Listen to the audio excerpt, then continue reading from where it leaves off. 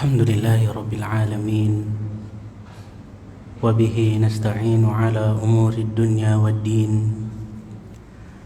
Wa ashhadu an la ilaha illallah wahdahu la sharika lah. Wa ashhadu anna Muhammadan abduhu wa rasuluhu la nabiyya wa la rasula ba'dah.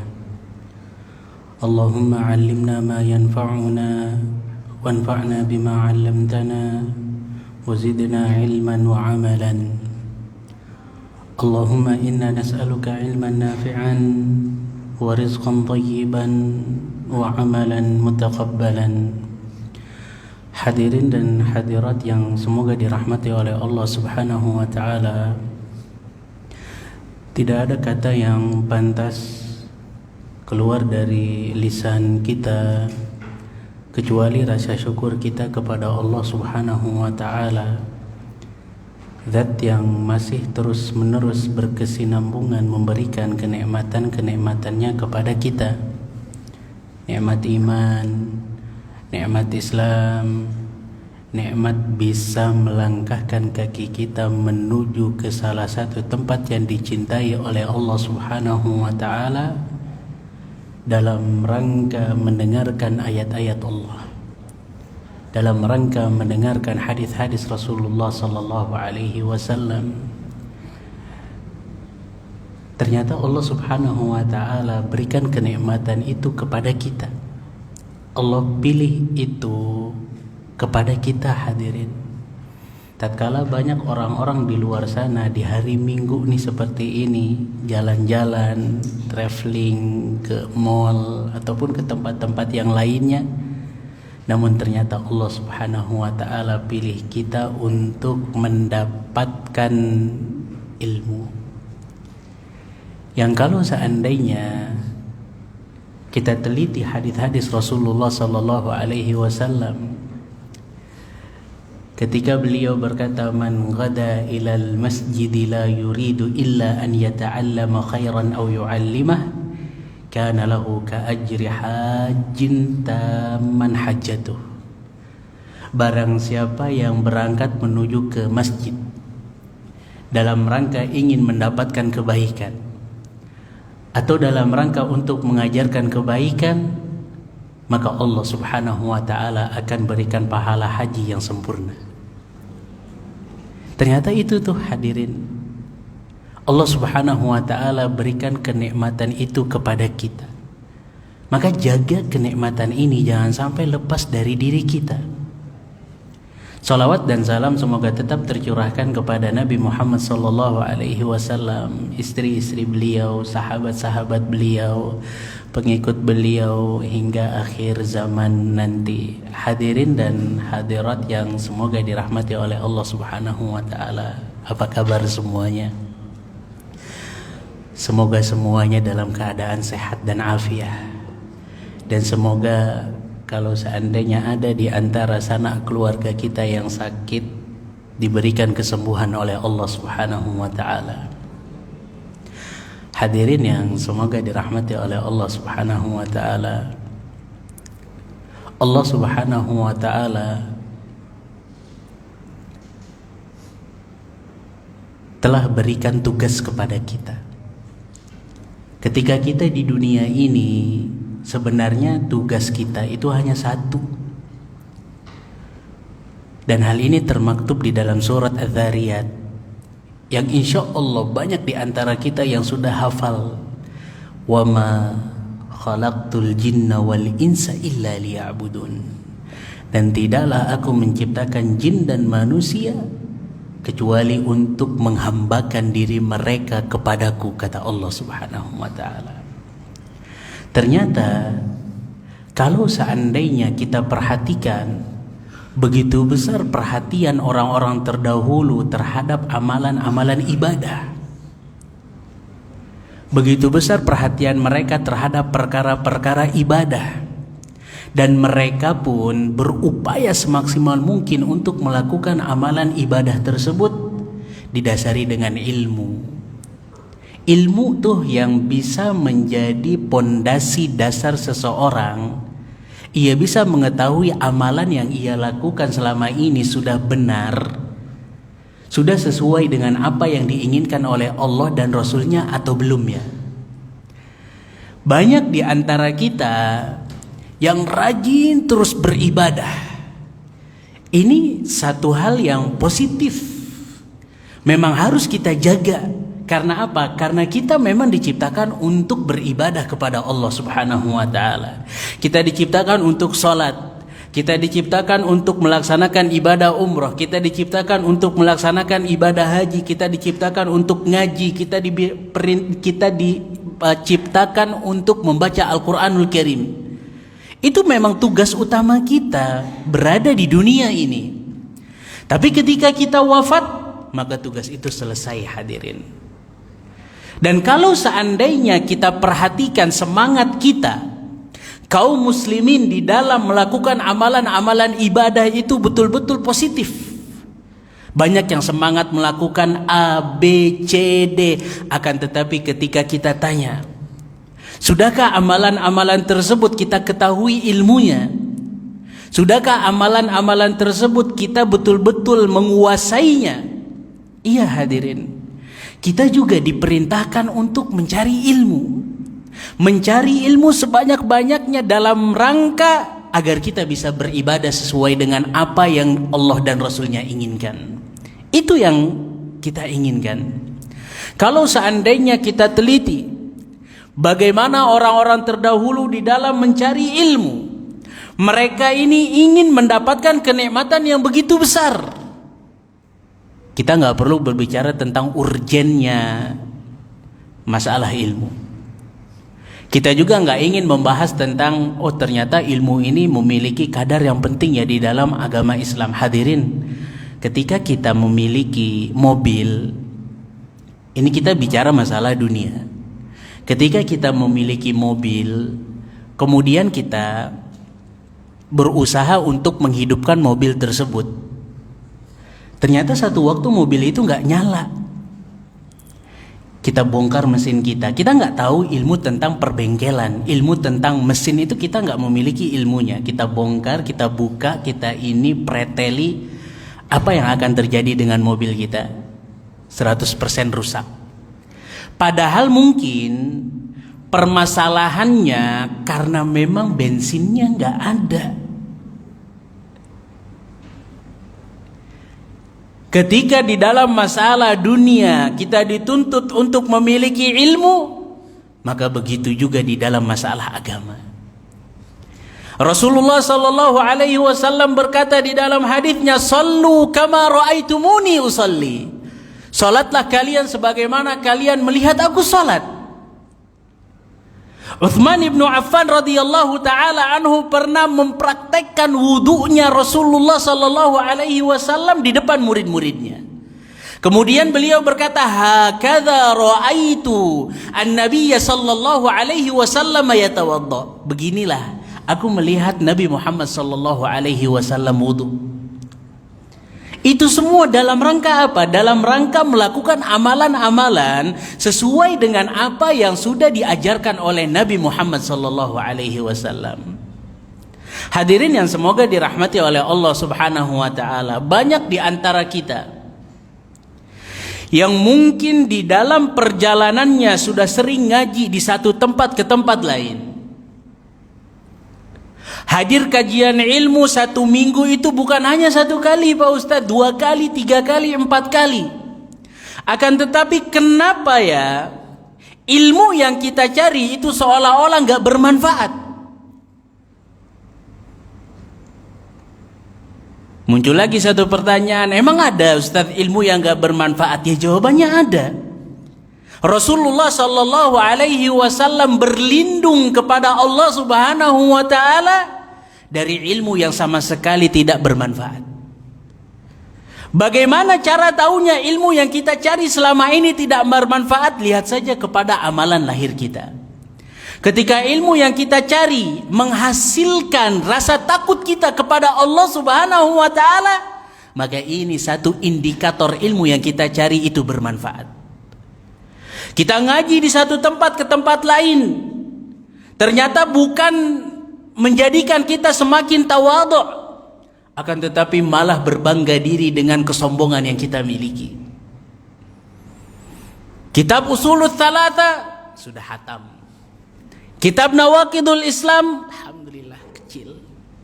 Kitab Al-Arba'in An-Nawawiyah sudah semuanya Ustaz. Bahkan ketika ilmu yang kita cari membawa kita untuk merendahkan diri orang lain.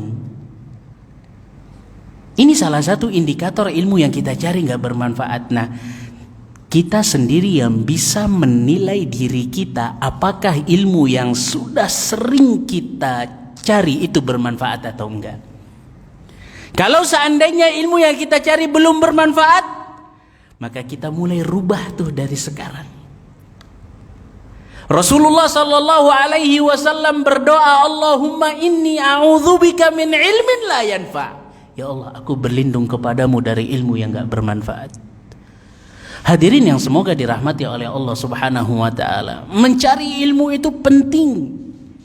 Keuntungannya pun banyak.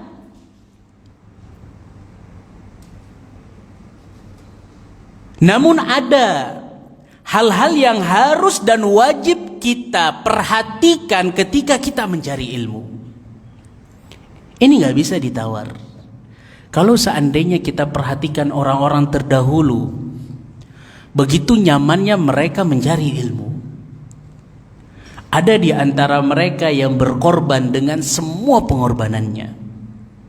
Di antara mereka ada yang berkorban harta. Ya memang harus.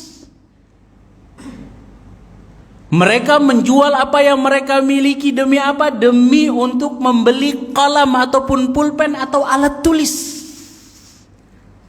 Sampai-sampai Imam Malik rahimahullahu ta'ala, guru al-Imam Syafi'i, menjual apa yang ia miliki tak tersisa kecuali genteng-genteng rumahnya. Maka ia pun jual genteng-genteng tersebut demi berbekal untuk mencari ilmu. Masa bodoh deh. Yang terpenting saya mendapatkan ilmu. Di antara mereka juga ada yang berkorban waktu. Ketika mereka mengorbankan waktu tidur mereka, waktu istirahat mereka. Karena apa? Karena mereka ingin mendapatkan ilmu, hadirin. Abu Hurairah radhiyallahu taala anhu berkata, "Inni la ujazzi'u al-laila athlatan." Aku itu membagi malam aku menjadi 3 bagian. Bagian yang pertama aku gunakan untuk membaca hadis-hadis Nabi Muhammad sallallahu alaihi wasallam. Bagian yang kedua aku gunakan untuk beristirahat. Bagian yang ketiga aku gunakan antara aku dengan Allah Subhanahu wa taala. Itu tuh praktek amaliyah mereka orang-orang terdahulu. Iya hadirin, mengetahui metode manhaj. Bagaimana sih cara mereka dalam mencari ilmu? Kok bisa mereka nyaman di dalam mencari ilmu? Kok bisa mereka enjoy di dalam mencari ilmu? Itu merupakan satu hal yang harus juga kita ketahui agar kita bisa sampai ke zona tersebut. Padahal kalau seandainya kita perhatikan makanan kita dengan makanan mereka ya sama. Akan tetapi kenapa mereka bisa berkorban harta, tahta, waktu, sedangkan kita kajian di dekat rumah kita aja kadangkala hati kita sedang gak mood, udah deh libur untuk minggu ini. Orang-orang terdahulu di dalam satu hari banyak di antara mereka yang memiliki waktu minimal 12 jam untuk belajar, untuk mencari ilmu. Kita enggak. Satu minggu hanya di hari Minggu, kemudian 2 jam itu paling banter ya. Datangnya udah terlambat, kemudian di kajian juga sibuk dengan handphone atau ngantuk. Orang-orang terdahulu 12 jam lamanya, dan itu mereka bisa lakukan konsisten, hadirin. Falau qad dhukta min halwahu ta'man la atharta ta'alluma wajtahadta. Kata seorang penyair, kalau seandainya engkau bisa merasakan nikmatnya mencari ilmu, maka pasti engkau akan tinggalkan dunia beserta isinya. Jabir ibnu Abdillah dengan segala keterbatasan yang ia miliki, ia harus berjalan kaki untuk meng-cross-check satu ilmu yang sebenarnya ilmu ini sudah ia miliki. 1 bulan lamanya perjalanan dari kota Madinah menuju ke Syam. Jalan kaki tuh hadirin. Di depan dia banyak mara bahaya. Oh, safar orang-orang terdahulu itu gak seperti zaman sekarang. Safar orang-orang terdahulu mereka harus melewati lembah, yang mungkin di lembah tersebut ada penyamun, ada perampok, atau bahkan mungkin di tempat yang mereka lewati itu ada binatang-binatang buas. Tapi itu mereka lalui agar apa? Agar mencari ilmu. Tuh. Mereka bisa berkorban seperti itu. Kenapa kita enggak? Hadirin yang semoga dirahmati oleh Allah Subhanahu wa ta'ala. Maka dari itu di kesempatan pagi hari yang berbahagia ini, kita berkumpul untuk membahas tentang satu permasalahan yang amat sangat penting. Iya, skala prioritas di dalam mencari ilmu syar'i itu penting kita ketahui. Agar apa? Tujuannya agar kita bisa sampai kepada zona ataupun titik yang mana kita betul-betul semangat terus-menerus di dalam mencari ilmu. Ini hanya satu cara ya, satu metode agar kita bisa nyaman di dalam mencari ilmu. Dan sebenarnya hal ini sudah dibahas oleh guru kita Syekh Shalih Al-Utsaimin hafizahullahu taala di dalam kitabnya yang sekarang mungkin bapak-bapak dan ibu-ibu lihat di depan kita, Syarhu Khulasati Ta'zimil Ilm. Ini nih. Kita mau bahas sebanyak ini pada hari ini atau enggak? Ternyata hanya satu poin penting, dan alhamdulillah buku itu sudah diringkas. Beginilah cara mereka menuntut ilmu. Mudah-mudahan kalau seandainya ada kesempatan di lain waktu, insya Allah buku ini akan kami bagikan biidnillahi ta'ala. Iya hadirin, beliau menyebutkan kurang lebih 20 poin penting yang berkaitan dengan bagaimana orang-orang terdahulu di dalam mencari ilmu.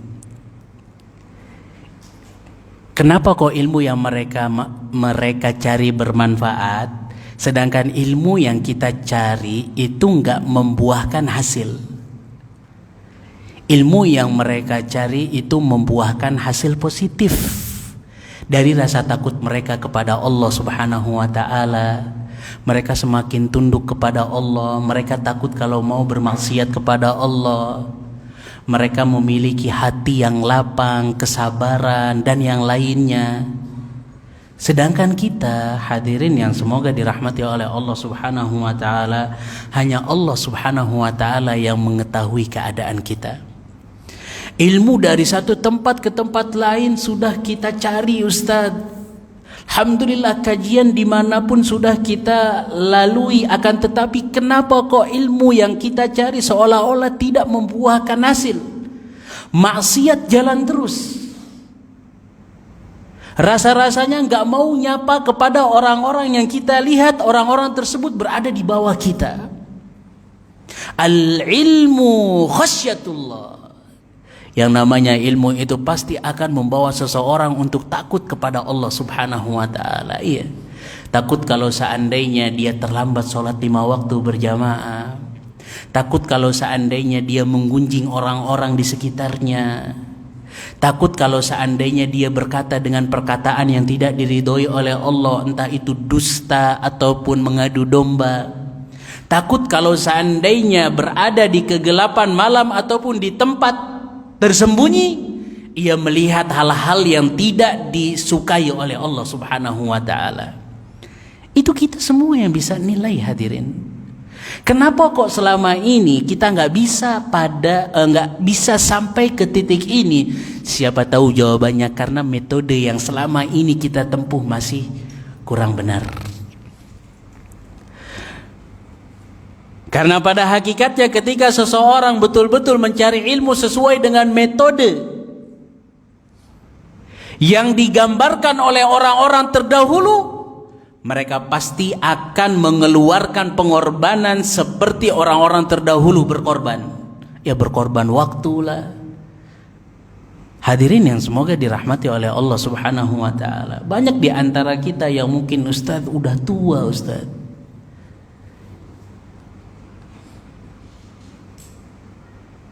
Ustaz ngomong apa aja kadang gak masuk, Ustaz. Rasa pesimis. Padahal kalau seandainya kita teliti, yang namanya ilmu itu tidak mengenal usia. Orang-orang terdahulu banyak di antara mereka yang memulai mencari ilmu itu ketika usia mereka masih muda, ketika usia mereka sudah menginjak 40 tahunan.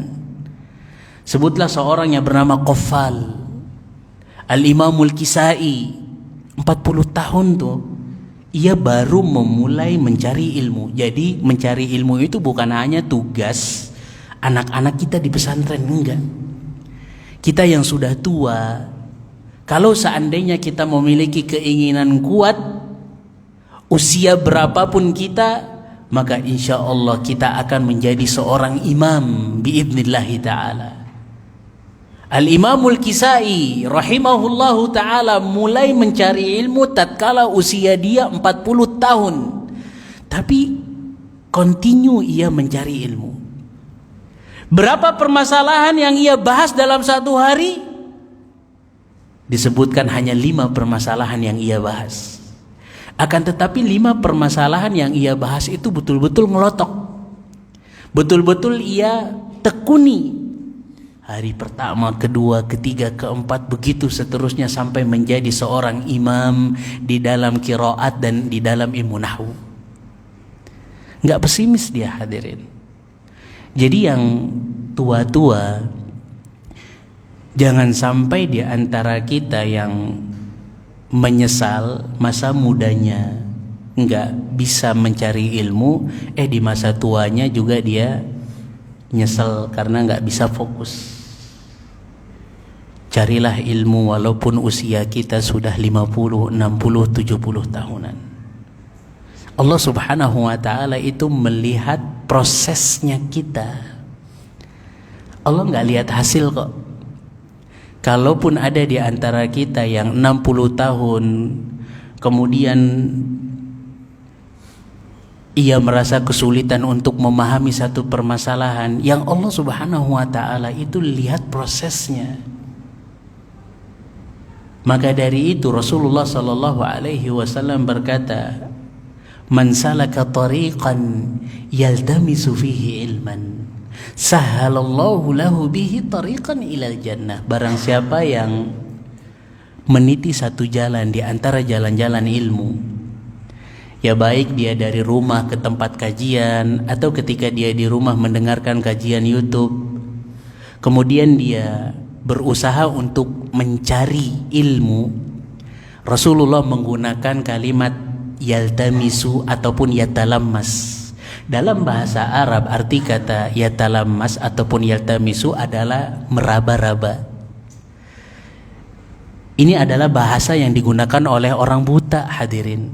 Jadi walaupun kekuatan yang kita gunakan untuk mencari ilmu itu sedikit, prosesnya pun mungkin gak berbuah, gak mengupgrade ilmu kita, akan tetapi yakinlah bahwasannya itu merupakan jalan menuju surga Allah Subhanahu wa ta'ala. Hadirin yang semoga dirahmati oleh Allah Subhanahu wa ta'ala, di antara hal yang ingin kita bahas adalah poin yang keempat dan poin yang keenam. Beliau menyebutkan banyak poin, 20 poin penting yang berkaitan dengan orang-orang terdahulu itu cara mencari ilmunya ya seperti ini. Maka dari itu mereka berhasil di dalam mencari ilmu. Maka dari itu ilmunya itu membuahkan hasil, baik rasa takut mereka kepada Allah Subhanahu wa ta'ala Mereka saling menyayangi antara sesama kaum muslimin. Poin yang pertama kita sebutkan secara ringkas, membersihkan hati mereka.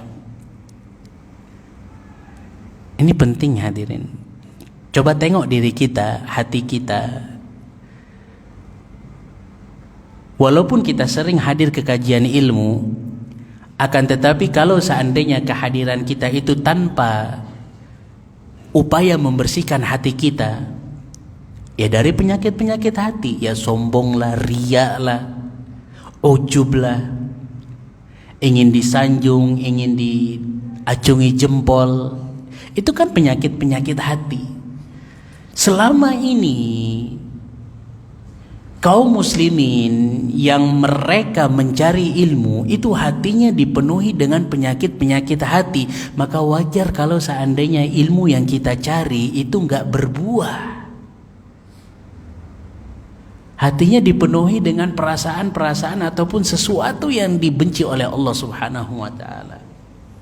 Seorang Sahal ibnu Abdullah pernah berkata, haramun ala qalbin an yadkhulahu syai'un min ilmi wa fihi syai'un mimma yakrahuhu Allah Ta'ala. Demi Allah, Allah enggak akan memberikan ilmu kepada siapa? Kepada orang yang mana di dalam hatinya ada sedikit, secuil saja sesuatu yang dibenci oleh Allah Subhanahu wa taala. Ini sesuil nih hadirin. Oleh karena itu, kalau seandainya kita perhatikan, Nabi Muhammad SAW pernah dibelah dadanya, kemudian dicuci bagian hati dan jantungnya dalam rangka apa? Membersihkan hati, karena Rasulullah SAW akan berjumpa dengan Allah Subhanahu wa taala dalam keadaan Isra dan Mi'raj, menerima ilmu dari Allah Subhanahu wa taala. Maka hadirin, bersihkan hati kita terlebih dahulu. Hal ini juga jangan sampai ada di antara kita yang salah faham. Hendaknya para penuntut ilmu atau siapapun itu, seorang muslim itu hatinya hendaknya bersih. Akan tetapi kalau seandainya terjerumus ke dalam dosa, kita ini memang makhluk Allah Subhanahu wa taala yang pasti punya salah, yang pasti punya dosa. Dan itu bukan merupakan perkara yang aib. Yang aib adalah ketika kita terjerumus ke dalam dosa, ketika kita terjerumus dalam maksiat, kita nggak taubat dan kita nggak beristighfar kepada Allah Subhanahu wa taala. Itu benang kusutnya tuh hadirin. Maka dari itu ilmu yang kita cari ya udah segitu-gitu aja, nggak memiliki dampak positif bagi kehidupan kita. Maka penuntut ilmu siapapun itu, entah itu seorang ustadz, buya dan yang lainnya, hendaknya kita berusaha semaksimal mungkin untuk selalu membersihkan hati kita. Kemudian poin yang kedua yang disebutkan adalah mengikhlaskan niat dalam belajar. Ini juga penting, karena banyak di antara kita yang ingin menghafal dari A sampai Z, akan tetapi hanya sekedar untuk diancungi jempol, oh ternyata hafalannya kuat. Atau hanya ingin mendapatkan pengakuan dari orang-orang sekitar. Hadirin, kita ingat bagaimana cerita tentang 3 golongan yang menjadi sumbu neraka. Merekalah, karena sebab merekalah api neraka itu dihidupkan. Karena sebab merekalah orang-orang yang melakukan amalan-amalan spektakuler, akan tetapi dimasukkan ke neraka oleh Allah Subhanahu wa taala.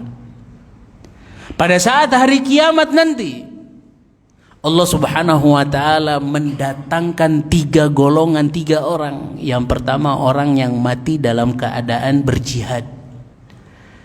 Didatangkan, diajak ngomong, dari bicara oleh Allah Subhanahu wa taala. Apakah engkau ingat nikmat aku seperti ini, nikmat aku seperti itu? Iya wahai Allah. Kemudian Allah bertanya, apa yang engkau lakukan pada nikmat-nikmat tersebut? Kata orang ini, qataltu fika hatta istashhadtu. Aku berperang wahai Allah sehingga aku mati dalam keadaan syahid. Kata Allah Subhanahu wa taala, "Kadzabta walakinnaka qatalta liyuqala jari faqad qila thumma umira bihi fasuhiba ala wajhihi finnar." Engkau dusta, engkau berjihad, akan tetapi jihadmu itu bukan karena Allah Subhanahu wa taala. Jihadmu itu hanya ingin dipanggil pemberani. Maka engkau sudah mendapatkan hal ini. Kemudian ia pun diperintahkan untuk diseret ke neraka Allah Subhanahu wa taala. Kemudian golongan yang berikutnya adalah orang yang gemar berinfak, gemar bersedekah. Tidaklah ada satu proposal yang masuk ke tempat dia kecuali di ACC kasih 1 juta, kasih 2 juta, kasih 500 ribu. Ditambah lagi program infak-infak dia per hari.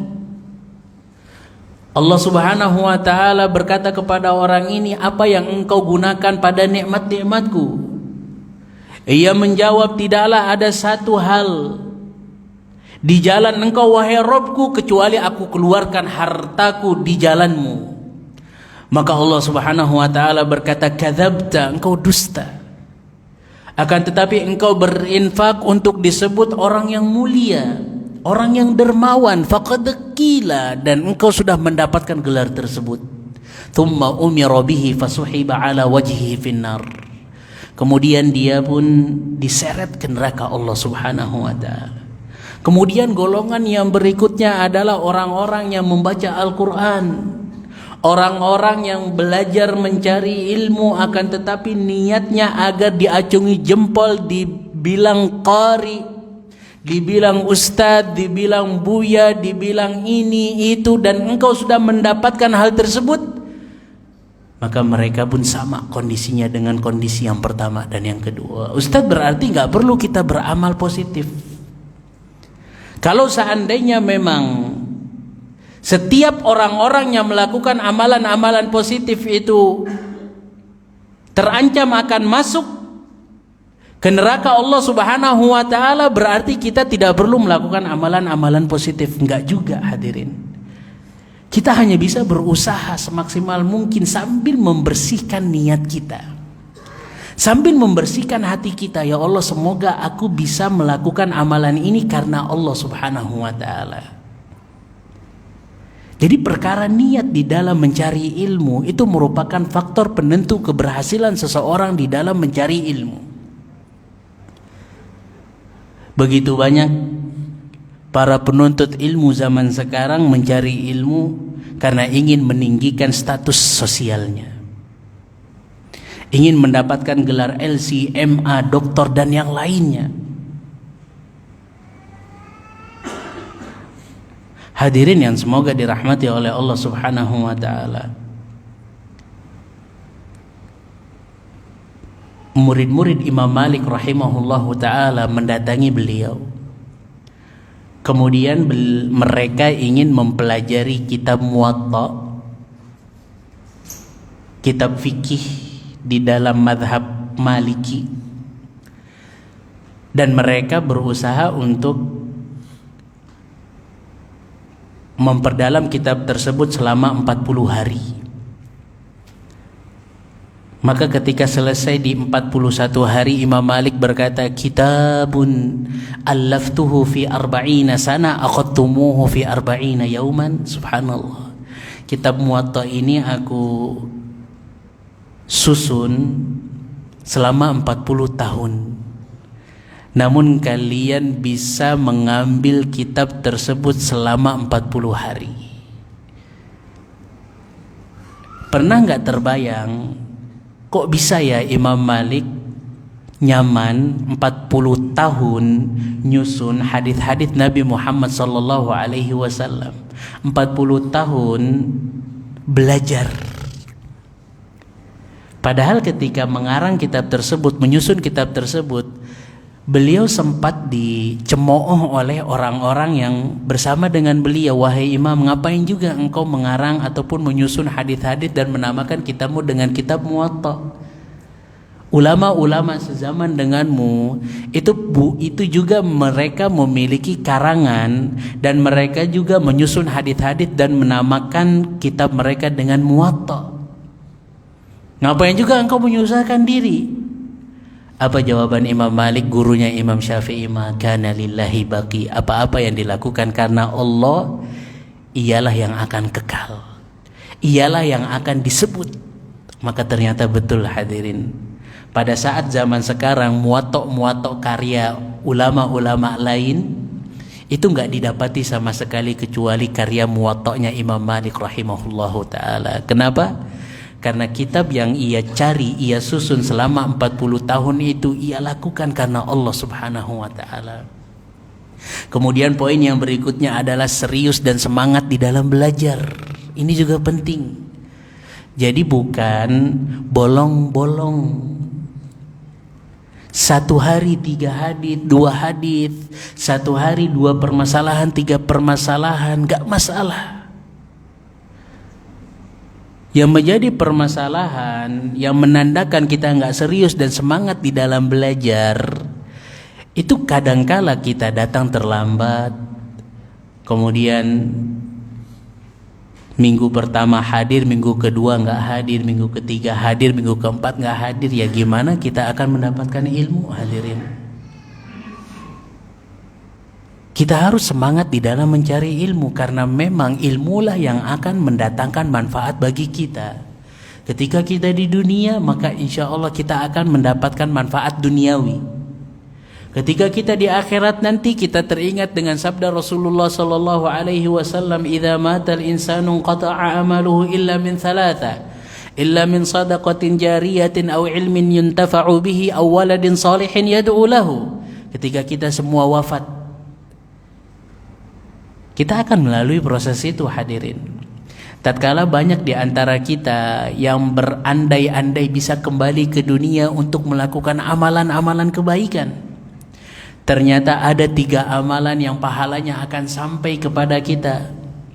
Sedekah jariyah, membangun masjid, membangun TPA, membangun pondok, membangun ini itu. Kemudian yang kedua, ilmu yang bermanfaat. Kemudian yang ketiga, anak soleh yang mendoakan kita. Maka semangat di dalam belajar merupakan faktor penentu kita akan bisa berhasil di dalam mencari ilmu. Timbul satu permasalahan, bagaimana caranya agar kita bisa semangat, Ustaz? Yang pertama, kata Allah subhanahu wa ta'ala, kata Rasulullah sallallahu alaihi wasallam di dalam hadisnya, ihris ala ma yanfa'uka wasta'in billahi wa la ta'jiz. Tanamkan pada diri kita bahwasanya ilmu itu adalah sesuatu yang bermanfaat. Tatkala kita menanamkan hal itu, maka insya Allah kita akan semangat terus. Yang kita yakini bahwasannya di dunia ini yang bermanfaat adalah uang, maka kita akan berkorban tuh untuk mendapatkan uang. Sebelum sholat subuh dari hari Senin sampai hari Jumat, kita sudah keluar dari rumah untuk kerja. Kerja itu untuk menghasilkan uang. Karena apa? Karena kita menganggap dengan uang kita bisa melakukan ini, melakukan itu. Tapi ketika seseorang menanamkan dalam dirinya ilmu juga gak kalah penting dengan uang, ia pun akan berkorban untuk mendapatkan ilmu. Dengan ilmu ia bisa beramal. Dengan ilmu ia bisa membedakan, oh ternyata amalan ini ada contohnya, oh amalan itu gak ada contohnya. Dengan ilmu seseorang bisa membedakan, oh ternyata rezeki ini adalah rezeki yang baik, rezeki itu rezeki yang gak diridhoi oleh Allah subhanahu wa ta'ala. Kemudian yang kedua, jangan lupa minta pertolongan kepada Allah subhanahu wa ta'ala. Begitu banyak para penuntut ilmu gagal karena memang mereka gak pernah meminta pertolongan kepada Allah subhanahu wa ta'ala. Laulallah, kata Rasulullah sallallahu alaihi wasallam, kalau bukan karena Allah subhanahu wa ta'ala, kita nggak akan bisa melakukan sholat, kita nggak akan bisa melakukan sedekah, dan kita nggak akan mungkin bisa mendapatkan Islam. Kita ini makhluk Allah subhanahu wa ta'ala yang memerlukan pertolongan dari Allah subhanahu wa ta'ala. Kata Allah Subhanahu wa taala, ya ayyuhan nas antumul fuqara'u ilallah. Wahai manusia, kalianlah yang membutuhkan Allah Subhanahu wa taala. Di setiap detik kita, di setiap inci pekerjaan kita, kita memerlukan pertolongan dari Allah Subhanahu wa taala. Yang ketiga, di dalam hadis Rasulullah sallallahu alaihi wasallam, wala ta'jiz, dan jangan patah semangat. Jadi yang namanya kemalasan itu harus dilawan. Mager itu harus dilawan, hadirin. Mungkin kita akan merasa kesulitan, iya, di awal. Sebelum kita terbiasa, kita akan merasa kesulitan. Tapi ketika kita sudah terbiasa, maka insya Allah itu akan menjadi pola hidup kita yang kita akan nyaman dengan kondisi tersebut. Kita lihat saja bagaimana orang-orang yang sudah divonis misalnya oleh dokter tentang satu penyakit. Obatnya itu 1 hari minimal engkau harus jalan kaki 10.000 langkah atau 1 jam. Di hari pertama ia mungkin akan merasakan berat banget harus jalan kaki. Tapi di hari kedua, ketiga, keempat, kelima, sampai bahkan mungkin sudah lewat 1 bulan, ia akan nyaman tuh 1 jam berjalan kaki. Begitu juga di dalam mencari ilmu. Setelah selesai sholat subuh adalah waktu yang berkah. Kita gunakan untuk membaca Al-Quranul Karim. Kita gunakan untuk memperdalam hadis-hadis Rasulullah sallallahu alaihi wasallam. Ternyata kantuk datang. Ini waktu yang amat sangat enak untuk istirahat. Tapi ketika kita lawan kantuk tersebut, maka insya Allah di hari kedua, ketiga, keempat, sampai bahkan mungkin hari yang berikutnya, kita nggak akan ngantuk lagi tuh, hadirin. Hadirin yang semoga dirahmati oleh Allah Subhanahu wa taala. Kemudian hal yang berikutnya adalah memprioritaskan belajar Al-Quran dan hadis-hadis Rasulullah sallallahu alaihi wasallam. Iya. Jadi terjawablah dari materi tersebut.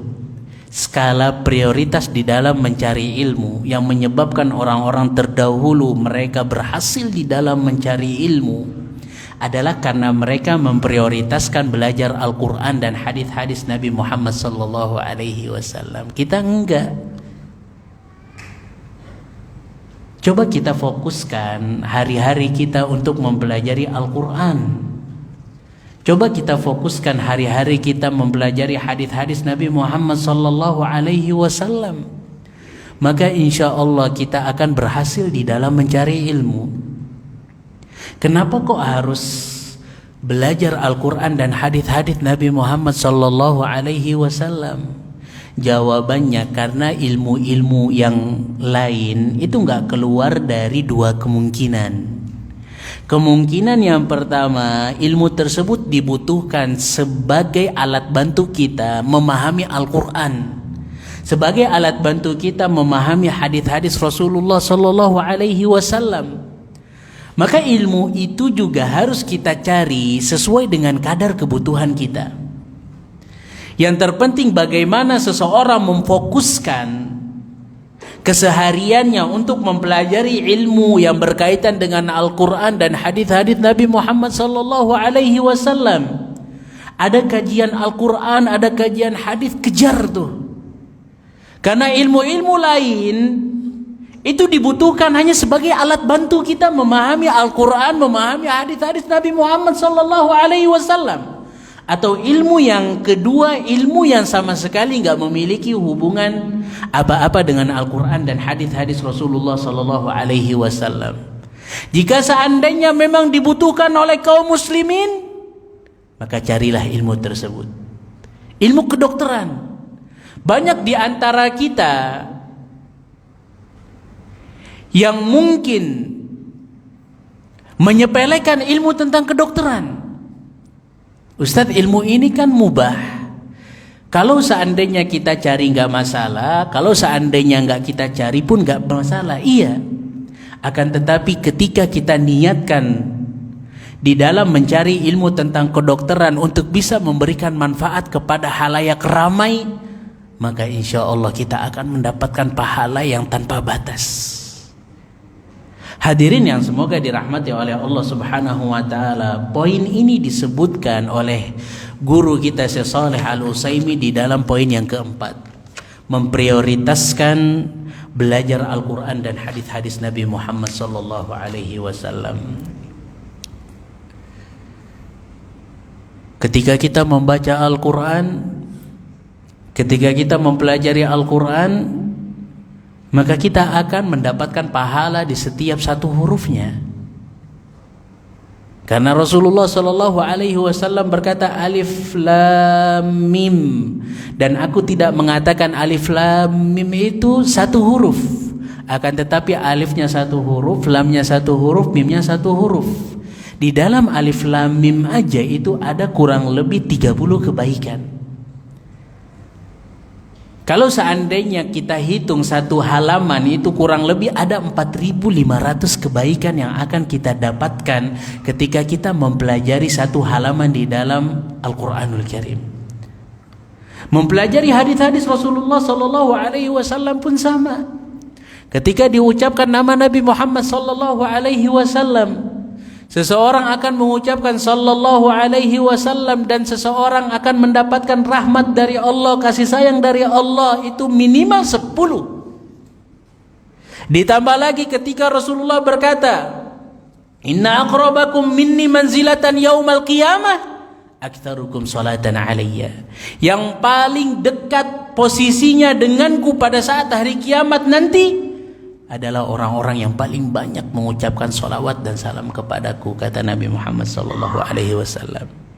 Kemudian Ibnu Hibban memberikan komentar, wa fi hadza manqabatun 'azimatun li ahli hadits. Dan dalam hadis yang tadi sudah kita sebutkan ada keuntungan yang besar yang akan didapatkan oleh orang-orang yang kegiatan sehari-harinya mempelajari hadis-hadis Nabi Shallallahu Alaihi Wasallam. Kenapa? Karena aku tidak mendapatkan ada orang yang paling banyak mengucapkan salawat dan salam kepada Nabi kecuali orang-orang yang di majlisnya disebutkan nama Nabi Muhammad Shallallahu Alaihi Wasallam. Jadi memperbanyak menyebut salawat dan salam kepada Nabi Muhammad Shallallahu Alaihi Wasallam bisa mendekatkan diri kita dengan Rasulullah pada saat hari kiamat nanti. Maka dari itu prioritaskanlah keseharian kita di dalam mempelajari ayat-ayat Allah dan hadis-hadis Rasulullah sallallahu alaihi wasallam. Karena ilmu itu banyak, hadirin. Kata Allah Subhanahu wa taala, "Wa ma utitum minal ilmi illa qalilan." Dan kita ini enggak akan mendapatkan kadar ilmu kecuali hanya sedikit. Sedangkan usia kita itu terbatas. Maka kalau seandainya kita nggak pandai-pandai memilih ilmu yang diprioritaskan, maka kita akan terjebak dalam suasana, kita akan terjebak dengan mencari sesuatu yang sama sekali nggak diprioritaskan.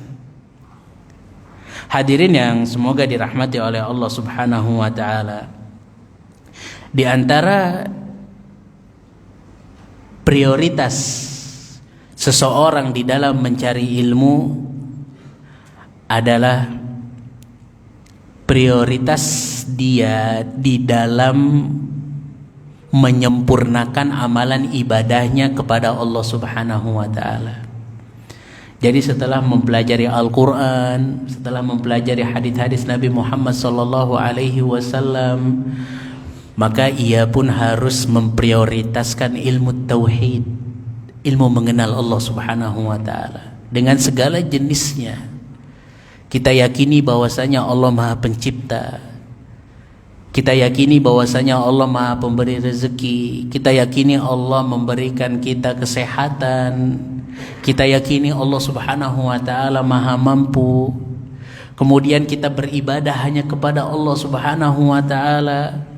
Jadi ilmu tentang tauhid merupakan ilmu yang harus menjadi skala prioritas kita. 1 kali, 2 kali, 3 kali cukup? Ternyata jawabannya enggak.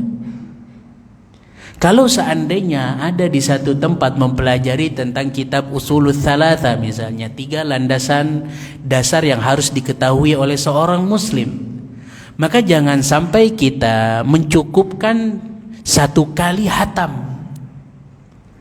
2 kali hatam. Syekh bin Baz rahimahullahu ta'ala membahas tentang al-usulul thalatha, 3 landasan dasar yang wajib diketahui oleh seorang muslim itu minimal 100 kali. Setelah selesai, beliau kembali lagi ke pembahasan yang pertama. Padahal kalau seandainya kita teliti 3 landasan ini, ya mengenal Allah, mengenal Nabi Muhammad SAW, mengenal agama Islam dengan rinciannya. Tapi itu selalu diulang-ulang. Kenapa? Karena kajian tauhid dan kajian akidah adalah kebutuhan kita sehari-hari. Ingat, ketika kita betul-betul sadar bahwasannya segala sesuatu itu sudah ditakdirkan oleh Allah Subhanahu wa ta'ala sebelum menciptakan langit dan bumi, kita yakin betul-betul tentang konsep dasar ini, maka apapun yang menimpa kita, kita akan ridho terhadap keputusan Allah Subhanahu wa ta'ala. Kadangkala kita gagal di dalam mengarungi kehidupan ini karena kita nggak tahu ilmunya.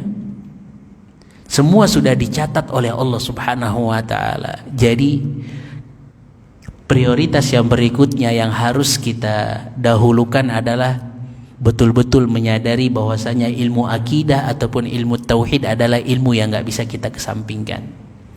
Bukan hanya hafal tentang poin A, poin B, enggak.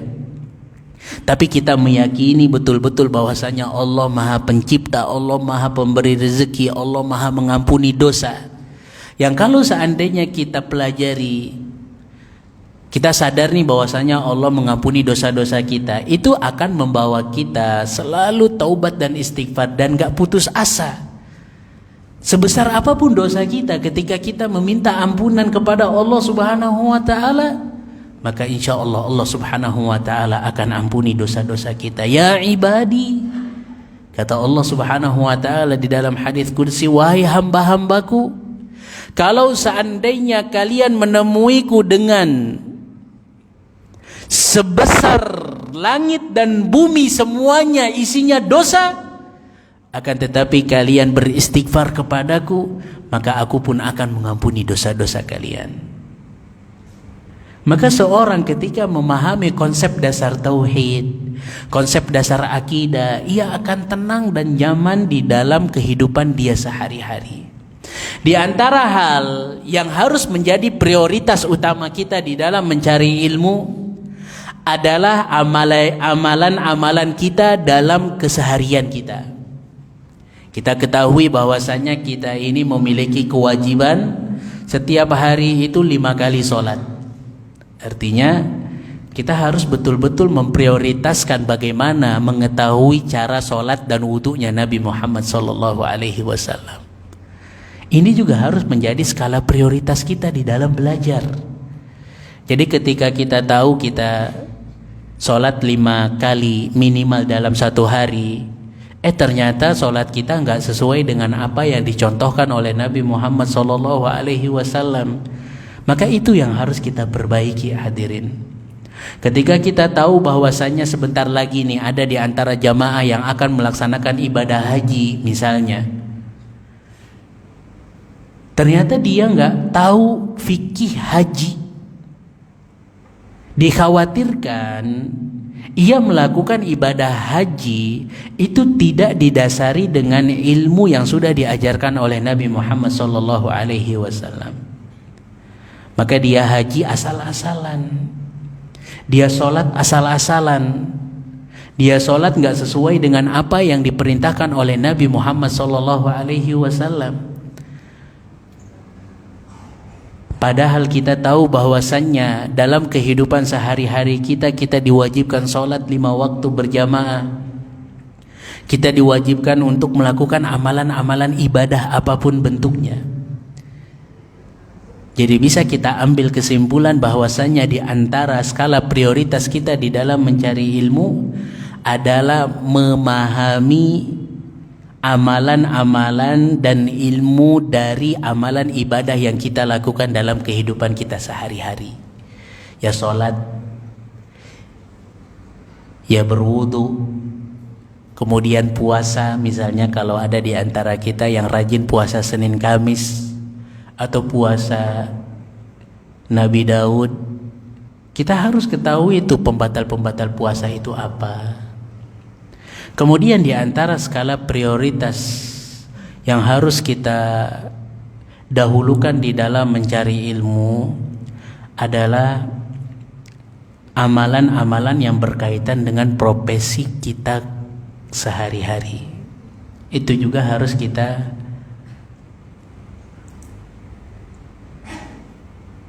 perdalam. Misalnya kalau seandainya ada di antara kita yang berprofesi sebagai ASN misalnya, maka dia harus tahu muamalah ataupun amalan-amalan apa yang disebut amanah di dalam menjalankan profesinya dan nggak amanah dalam profesinya. Ketika profesinya dia sebagai penjual misalnya, atau dia sebagai bos, dia harus tahu tentang profesi itu, mana muamalah-muamalah yang berbau riba sehingga dia jauhkan, dan mana muamalah-muamalah yang tidak terkontaminasi dengan riba. Jadi kalau seandainya ada di antara kita yang memiliki profesi sebagai penjual, dia belum hafal betul, dia belum betul-betul menguasai perniagaan di dalam agama Islam, mana perniagaan yang diperbolehkan, mana yang nggak diperbolehkan, contoh-contohnya dalam keseharian dia seperti apa, dia belum tahu tuh. Kemudian dia hadir ke kajian fikih yang membahas tentang apa? Yang membahas tentang pertanian.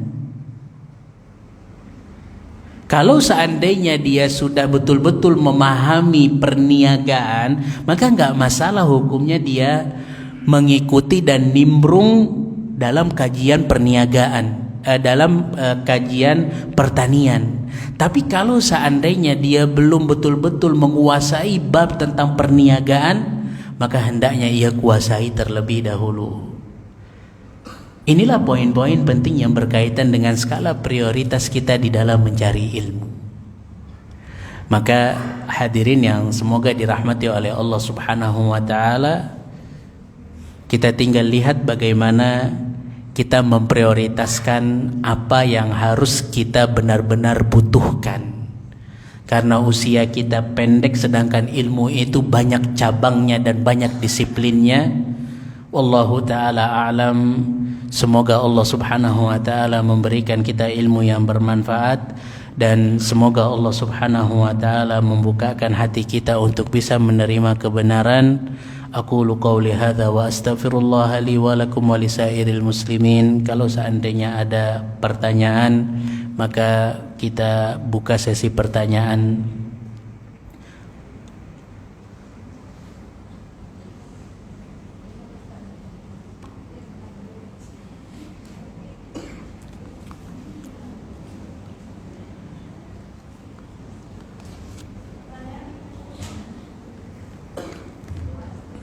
Kalau nggak ada yang bertanya, saya yang bertanya ya. Ya, silahkan.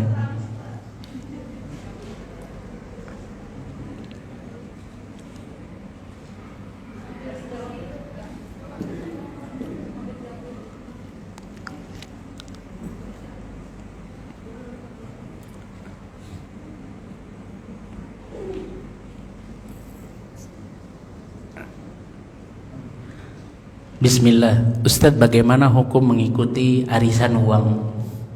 Hadirin yang semoga dirahmati oleh Allah Subhanahu wa ta'ala,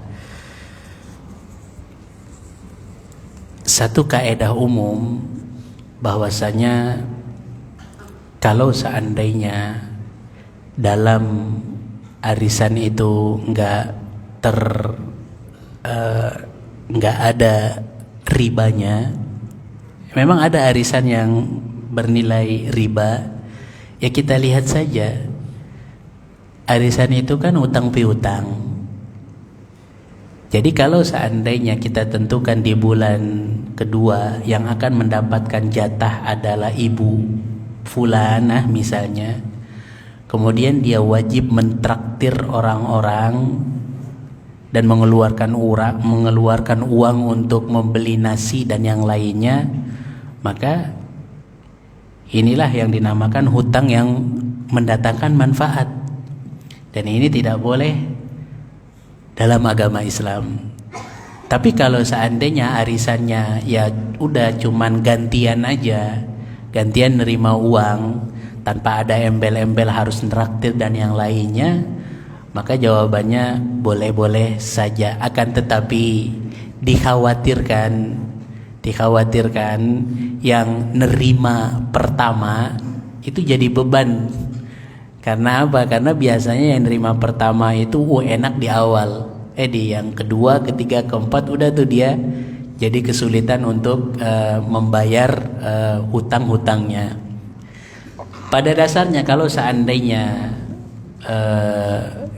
bisa kita hindari, maka hindari. Tapi kalau seandainya memang kita memerlukan uang itu dan kita yakin kita bisa membayar bulan-bulan yang berikutnya, kita betul-betul memerlukan uang itu nih, misalnya, Ustadz, kayaknya saya harus ikut arisan. Untuk apa? Untuk biayanya, dan saya minta untuk menerima pertama karena saya ingin daftar umroh dan daftar haji nih misalnya. Kemudian dia tahu juga bulanan dia itu cukup untuk mengcover biaya bulanan-bulanan yang berikutnya, maka wallahu ta'ala alam, dengan keterbatasan ilmu yang kami miliki, boleh-boleh saja asalkan tidak ada unsur tadi yang sudah kita sebutkan, riba dan yang lainnya.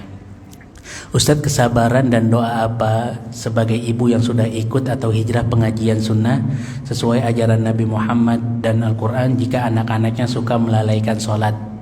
Hadirin yang semoga dirahmati oleh Allah Subhanahu wa Ta'ala, disebutkan oleh penanya bahwasanya baru mengikuti ataupun sudah ikut hijrah. Kita nggak bisa merubah karakter anak-anak kita dengan mudah. Kalau seandainya kita memiliki masa lalu yang kelam misal, kemudian kita alhamdulillah sudah diberikan hidayah oleh Allah Subhanahu wa Ta'ala, cuman permasalahannya anak-anak kita nih kayaknya belum berubah. Kita nggak bisa salahkan juga anak-anak kita. Tinggal poin pentingnya, perbanyak doa kepada Allah Subhanahu wa Ta'ala agar dijadikan anak-anak kita itu anak-anak yang soleh. Lakukan amalan-amalan yang dengan amalan-amalan tersebut kita bertawassul kepada Allah agar dijadikan anak-anak kita soleh.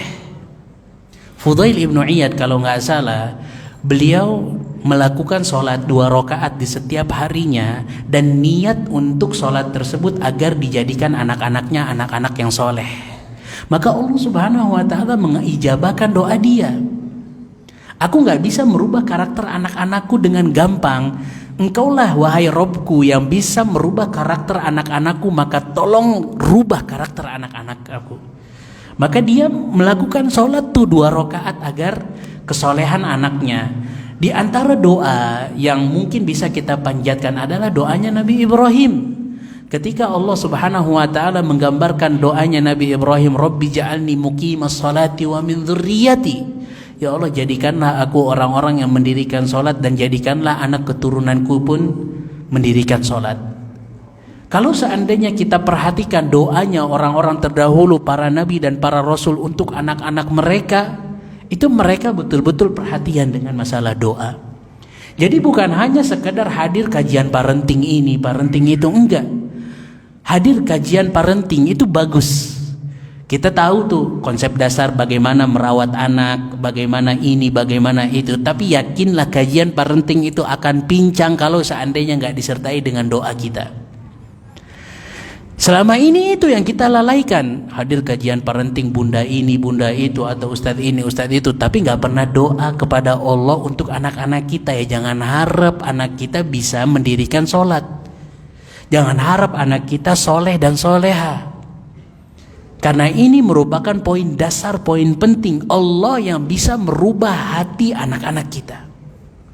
Sudah seberapa jauh doa kita kepada Allah Subhanahu wa Ta'ala. Ustadz nggak bisa bahasa Arab, doa dengan bahasa Indonesia.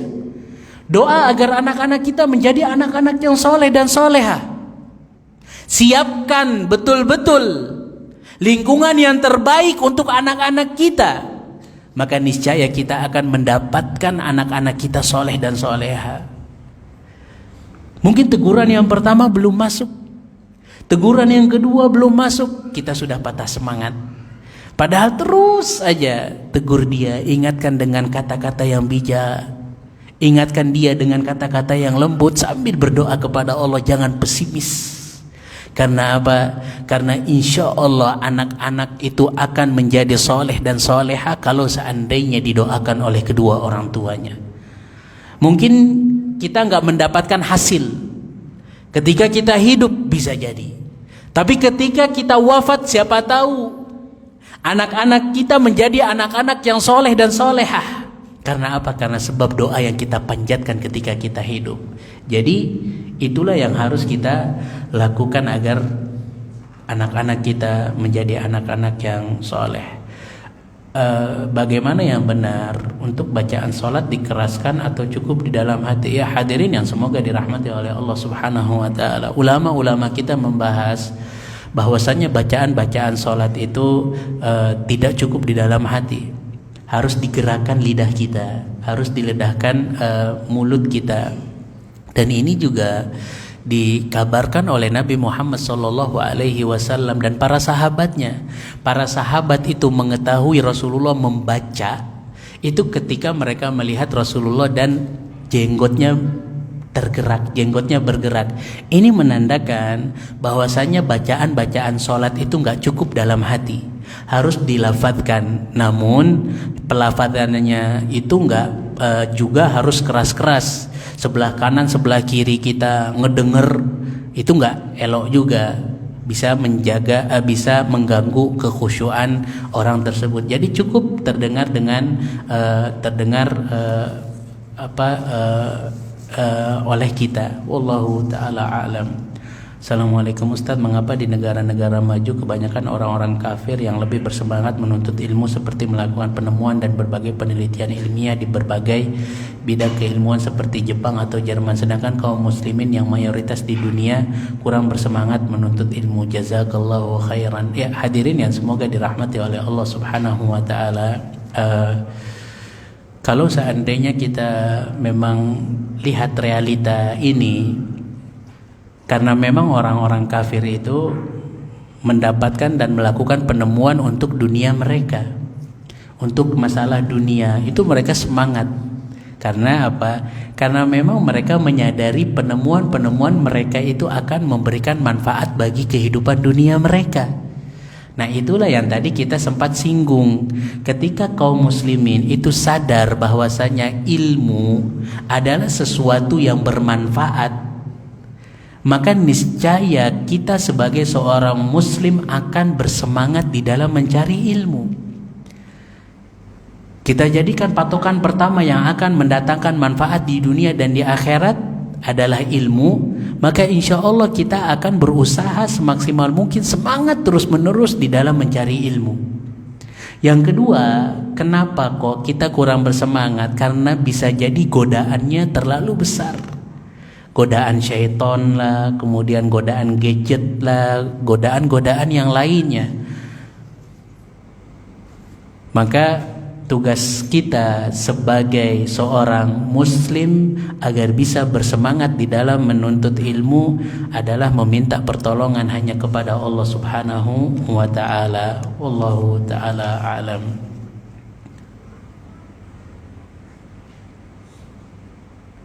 Afwan Ustadz, hukum memakamkan mayit ditumpuk dengan orang tua. Syukran. Hadirin yang semoga dirahmati oleh Allah Subhanahu wa ta'ala, pada dasarnya hendaknya seorang itu dipisahkan dengan siapapun itu, kecuali kalau seandainya ada maslahat ataupun ada madarat di dalam menggali beberapa kuburan di dalam satu waktu. Menyatukan satu mayat dalam satu liang lahat itu pernah dilakukan oleh Nabi Muhammad SAW ketika beliau menguburkan orang-orang yang wafat dalam peperangan Uhud. Akan tetapi kenapa dilakukan hal tersebut? Karena memang situasinya yang gak memungkinkan. Mereka dalam keadaan sedih yang berlipat-lipat, kemudian jenazahnya pun banyak, kemudian tekstur tanahnya pun seperti itu. Kalau seandainya kita melihat harta yang dimiliki oleh seorang untuk menggali itu kurang, sehingga memang harus disatukan dengan orang tuanya, apalagi meninggalnya dalam satu waktu ya, maka kalau ada maslahatnya insya Allah tidak masalah. Tapi kalau seandainya nggak ada maslahatnya, lebih baik satu kuburan itu dimakamkan di satu tempat. Wallahu ta'ala a'lam. Assalamualaikum Pak Ustadz, kalau kerja di bank kita sudah tahu hukumnya, pertanyaannya bagaimana dengan pengguna jasa bank? Syukran. Ya, hadirin yang semoga dirahmati oleh Allah Subhanahu wa taala. Pengguna jasa bank itu sebenarnya mereka bisa menyimpan uang yang mereka miliki dalam bentuk emas, atau bahkan mungkin mereka simpan di rumah-rumah mereka. Ustadz takut hilang, nggak ada tempat yang seaman bank. Walaupun kalau seandainya kita lihat konsep ini, banyak kejadian akhir-akhir ini ada orang-orang yang kehilangan nominal-nominal tertentu di banknya. Intinya kalau seandainya pengguna jasa bank itu betul-betul harus menggunakan jasa bank, dia bisa mengajukan syarat kepada bank itu, ribanya ataupun hasil dari apa yang menjadi uang tabungan dia tidak ingin diterima. Itu beberapa bank menerima syarat tersebut. Wallahu ta'ala a'lam. Ada pertanyaan lain? Insya Allah cukup ya. Ya, semoga yang sedikit ini bermanfaat bagi anak pribadi, dan Allahu ta'ala alam. Semoga Allah memberikan kemudahan kepada kita di dunia dan di akhirat, dan semoga Allah memberikan ilmu yang bermanfaat, dan semoga Allah menyembuhkan kaum muslimin dan memudahkan perkara kaum muslimin dimanapun mereka berada. Subhanakallahumma wa bihamdika asyhadu an la ilaha illa anta astaghfiruka wa atubu ilaik. Akhiru da'wana alhamdulillahi rabbil alamin. Assalamualaikum warahmatullahi wabarakatuh. Waalaikumsalam warahmatullahi wabarakatuh.